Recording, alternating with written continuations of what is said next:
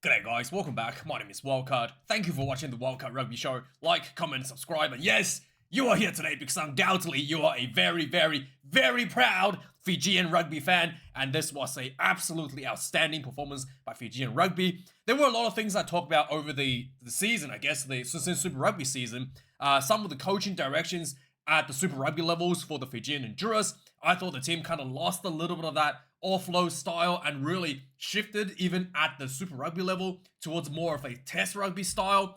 And that's something that I was talking about for a long time, to kind of like wanting the team to go back, to go back to that offload post-contact Fijian style of rugby. Maybe you can call it Fijian 7 style of rugby.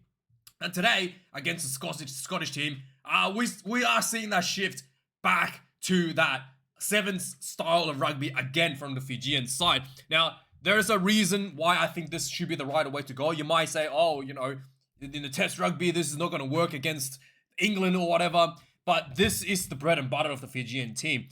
You can't throw what the Fijian Jura team, in my opinion, having the mistake was they were throwing away. They're throwing away a lot of their advantages in terms of the 7 style of rugby to try to shift towards more of a test style of rugby, a more structured style of rugby throughout the season. And then I think that's just not the right way to go about it. I think the right way to go about it is building upon what is in your advantage, which is that 7, that offload style, that attack from anywhere style of rugby, and build upon that with, more strategic kicking game, more better set piece, which is greatly improved by the Fijian team, by the way. More better set piece as an addition to create space for that style of rugby, and that's something that I think we saw today, and that's something that I think was resulted in a really good performance today for the Fijian Endurance side. In addition, as a result of trying to do that offload rugby, the Fijian team actually made a lot of mistakes in the first half, not catching the ball throwing to the ground. But that's just what happens when you haven't spent the entire Super Rugby season. A lot of these players to play in that style, you have to get back into it. But once they were kind of getting into that rhythm, especially in the second half, they just really powered through. And I think that there's plenty of space for the Fijian to build upon, and I think that they are definitely moving toward the right direction as a result of what I saw today on the field in terms of strategically getting the players to play a style I think is more suited to capitalize on the advantages that the Fijian players have in the Test Rugby arena. And 29 points to 14 against the Scottish team, it's no easy feat.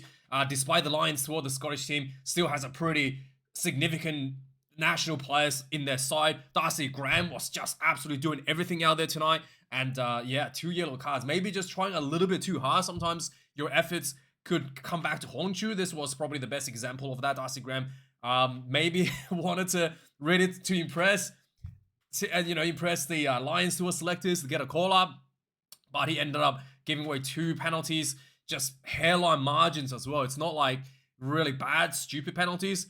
First penalty he conceded with a yellow card was tackling a player without the ball, just with a potential try scoring opportunity. I thought that was a really tough call. I'm pretty sure once the ball receiver touches the ball, you are allowed to tackle them even if they don't catch the ball. I feel like it was literally like half a second away before the ball was touched by the Fijian player, and which would have made a legal tackle and not have yielded a yellow card. Second one as well, he was against the try line. The Fijians were piling in, and the law basically says he needs to be behind the try line, whilst his foot seems to be, it's pretty hard to see, seems to be behind the try line, but his hand was posted on the ground in front of the try line, which made him offside. It's again just a very marginal, like millimeters. If he didn't put his hand on the ground, he would have been fine. Just like centimeter stuff that again he ran up offside in front of the try line, desperately trying to defend, and was sent off for 2 yellow cards and a red card. He's not going to be suspended from 2 yellow card turning into a red card, because we saw this with Scotty Barrett had this happen to him with the All Blacks, so he's not going to be suspended. He'll be back next week. But again, very disappointing for him, because I think he really tried hard to try to impress the selectors of the Lions, and just couldn't quite get there. When it comes to the Scottish team, in terms of the long-term sustainability of their selection policies over the last 4 years, it is starting to show. It is starting to show that the problem Gregor Townsend has been having over the last 4 years is really having the same team pretty much. Outside of players being injured and retiring, the Scottish team has been very, very consistent in terms of the Six Nations selections, and there really hasn't been that many newer players coming through, other than I guess Q Jones maybe, and maybe Blair Kinghorn when Stuart Hogg retired, and really hasn't been that many players coming through the ranks to fill out the Scottish team in the highest levels. And as a result, I think that there's just an over-reliance on a few players, especially players like Finn Russell in the Scotland side, and it's starting to show tonight. And there was basically no kicking game at all from the Scotland team, which is something that the Fijians really enjoys. They don't really want to play the kicking game, and just not really able to find that creativity, find that that style that found them a lot of success once they were left without Finn Russell. And I think that comes to a long-term building plan from the Scottish team. I think that there were some points in the Six Nations they needed to make a decision to try to maybe give somebody else to go at 10, really try to shift the weight a little bit from the over-reliance on the few players that they had. And yeah, this is again something that Gregor Townsend is probably going to be really feeling a little bit.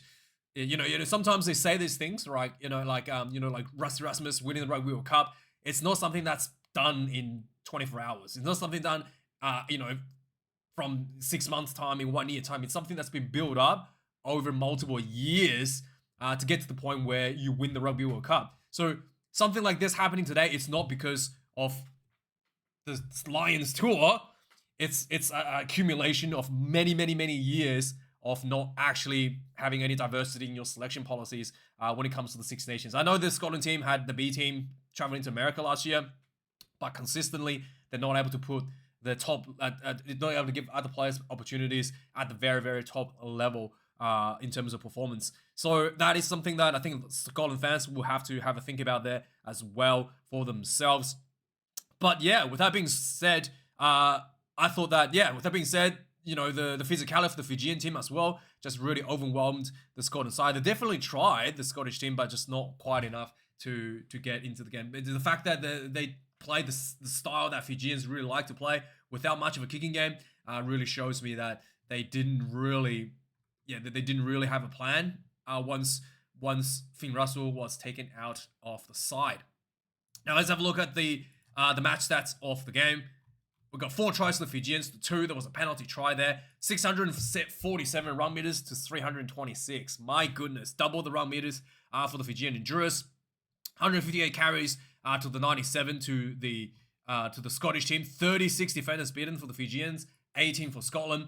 12 turnovers conceded for Fiji. 13 turnovers conceded against Scotland. 97 tackles made for Fiji.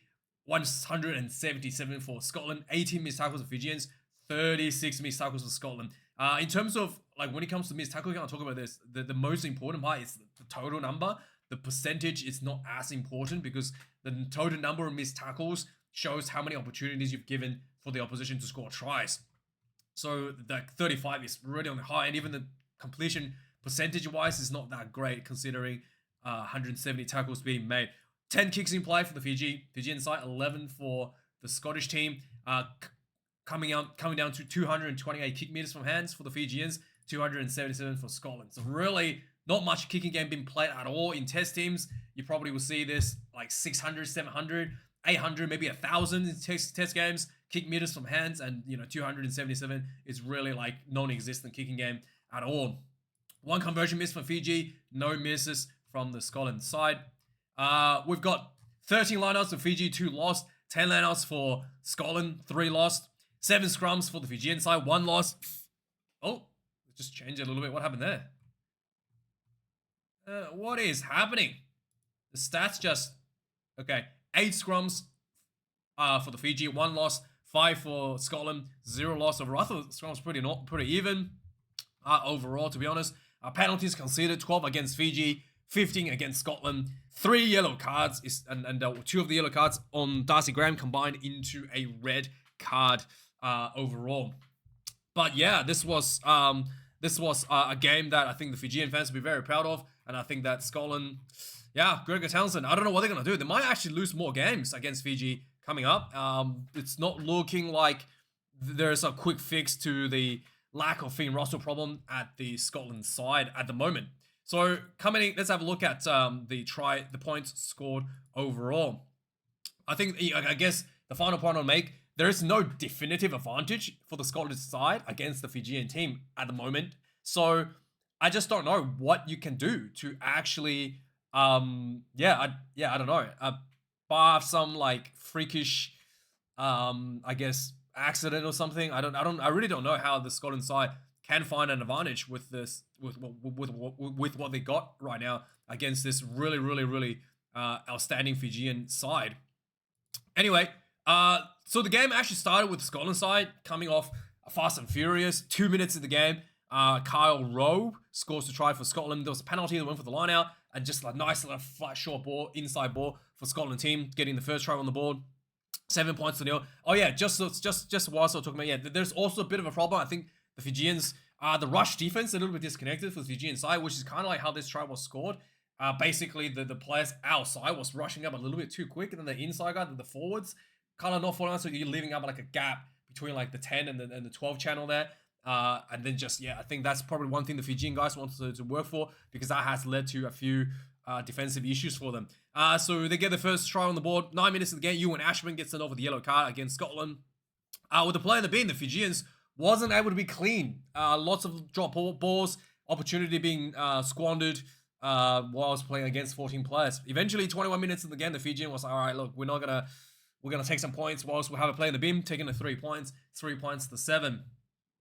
32 minutes of the game, Darcy Graham gets sent off the yellow card, tackling a player without a ball. I thought it was pretty close call.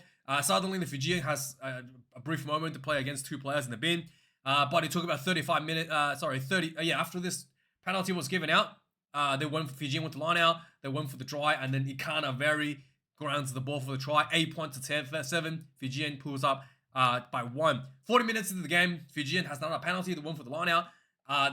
Just one phase. Good hands down the side. There was an overlap with Graham in the bin. Rayasi over the top. Ravuvu goes in for the try. 15 points to 7, half time. Second half immediately starts the Scotland team. 45 minutes on the clock. Lots of pressure on the Fijian side. There was a quick switch back to the blind side. Just good hands into the goes in for a bit of overlap. Jordan goes in for the try. 15 points to 14. Scotland's back into it. Fijian 60 minutes in the game.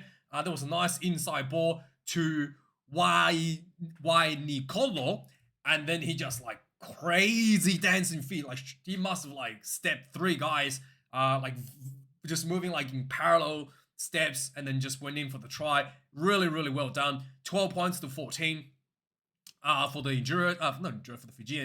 Fijian side. 22 points to 14. 66 minutes in the game. Again, Fiji was pounding the try line. There was like a little kick behind, and Fijian was just piling in. There was Darcy Graham, just a tiny bit offside, went for an intercept right in front of the try line, and then sent over the second yellow card, and there's a red card and a penalty try. Yeah, 29 points to 14 for this. And then in the end, the both teams were, Fijians and Scotland was putting a lot of pressure. I think the Fijians almost scored again at the end, but wasn't quite able to do so. Scotland did really well to defend with 14 players, but ultimately, Fijian had this one in the back once Graham was sent off with the red card. 29 points to 14 is the final score. Anyway, let me know your thoughts about this game. Like, comment, subscribe. I'll see you guys later for the All Blacks game. Thanks for watching. Cheers.